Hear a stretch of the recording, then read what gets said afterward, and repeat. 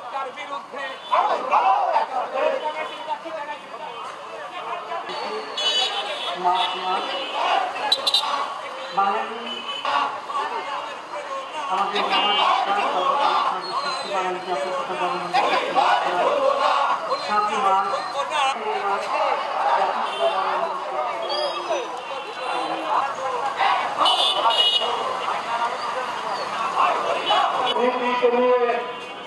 দীর্ঘ 50 বছর বাংলার সবুজ মাটিকে রক্তাক্ত করেছেন, শহীদ হয়েছেন।